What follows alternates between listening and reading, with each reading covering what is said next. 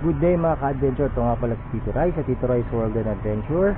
For today's video, wala ko tayong labas ngayon, so dito lang po tayo sa bahay.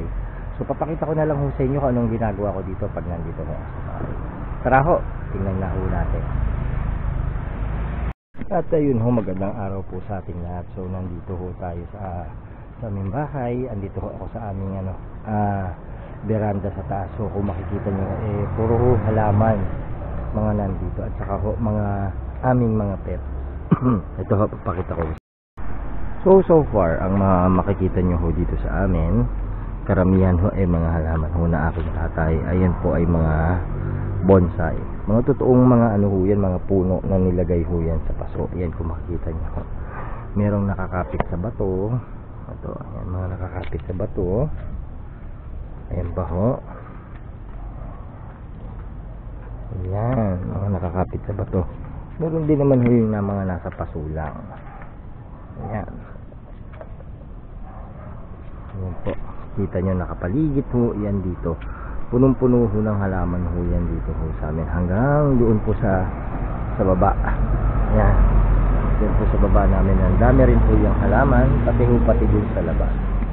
So, ang sa akin naman ho, ang aking mga inaalagaan ito. Gaya ito. Ayan.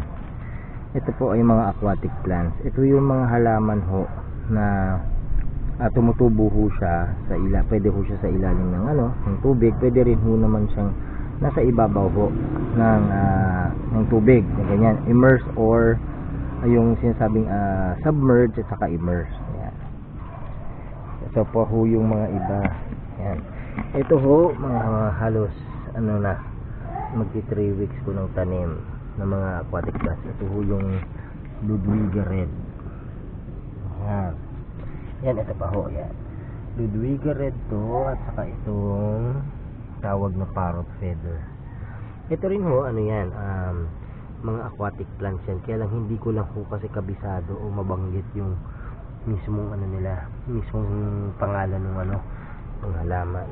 At syempre, ito din ho, ito naman yung Ludwiga White. Kasi ginagawa ko ho, itatanim ko ho siya sa ganito, may tubig, kasi nilalagay ko rin ho yung mga isda ho dyan. Ito ho mga gapi ho ito. Ito ho yung alaga ko na albino full red na gapi. Para dyan na rin ho sila mag-ibig, para ho sila meron natural habitat.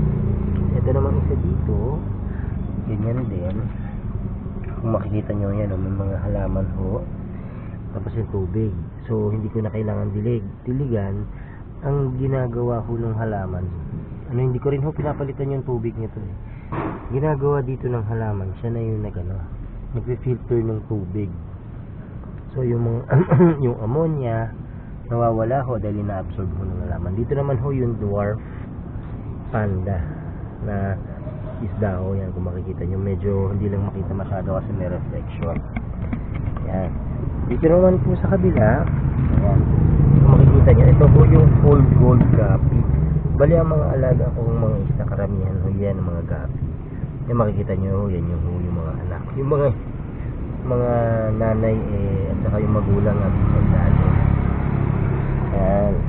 At isa pa to sa mga naalagaan ko dito. Ito yung ibang klaseng chili to. Ito yung pinakamaanghang na sili sa buong mundo. Tawag dito yung Carolina Reaper. Siguro meron na itong mga 3 months dito na ganyan. Yun, medyo nga lumaki na. Dati nahirapan ako magpatubo yan. Ngayon medyo mga lumalaki na siya. And then dito naman, ito yung alaga ko na hybrid na jalapeno. Makikita nyo, ayan medyo mahaba na pulang-pula. Kung maalala nyo, naglalaro ka ng Plants vs Zombie, yung sili doon, ito yun. So maanghang din siya. Actually maanghang ho yan sa hybrid. Yan ho, isa sa mga naalagaan ko dito. Then dito naman sa ho tayo, ito naman nakikita nyo ay mga fruiting plants yan. Nabibenta rin ko rin ho kasi yan sa market, yung mga fruiting plants. Tawag ho dyan yung red rose floater. Karamihan ho ng aking mga lalagyanan ay customized lang dito. Ito yung mga food crate na nilagyan po nitong blue sack. Pwede yung lagyan ng tubig, pwede na ho mag-breed dyan. Ito na din ho, yan yung mga isda rin dito. Yan, ano naman to yung dwarf panda rin, kasi may mga anak nga. Kung makikita nyo ho yung ugat na to, no? Yan o, ugat ho to ng bonsai na balete, umabot na dito sa tubig. Maganda ho kasi yan, nag-spread out siya dito sa tubig, nagiging itlogan din siya at taguan din siya ng mga maliliit na mga isda. Then dito naman ho tayo, another tab din ho. Karamihan ho ng mga ano ko tawag dito, trapal pond tawag dyan, ay may mga plants ho, para ano na din, parang natural habitat na rin ng mga isda. Ayan ho, marami hong redwood floater. Dito naman ho ay ano, yung metal snake skin violet tail na ano, na gapi. Yan. Dito naman po sa kabila, another trapal pond ho. Ito naman po yung tuxedo koi na short body na ano, na gapi.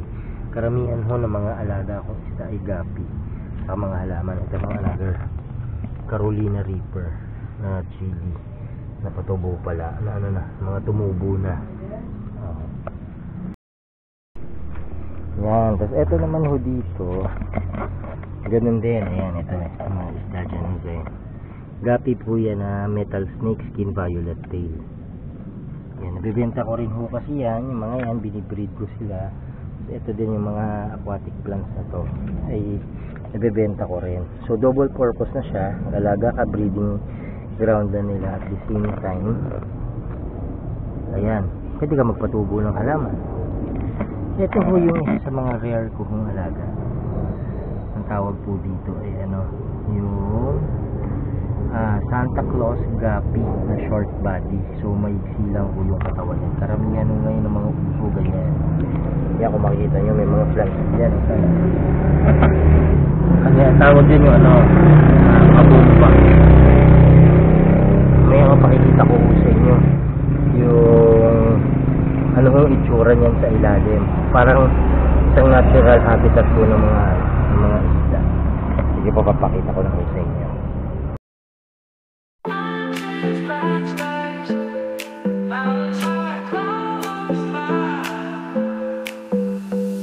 Green trees, bright skies, mountains high, clouds fly, rivers flow, the birds sing. Nature's here, it's everything.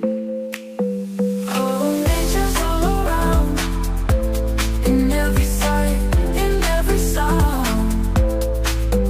From the sea to the sun, it's beauty for everyone. Soft breeze, warm sun, every day a new fun. Flowers bloom, colors bright. Ayun po, at marami pong salamat sa inyong pag-subaybay at pag-suporta po sa amin sa Tito Rice World ng Adventure. Hanggang dito na lang po muna ang ating video. At sa susunod po, i-update po kayo kung ano pa yung mga idadagdag natin mga pets dito at mga isda.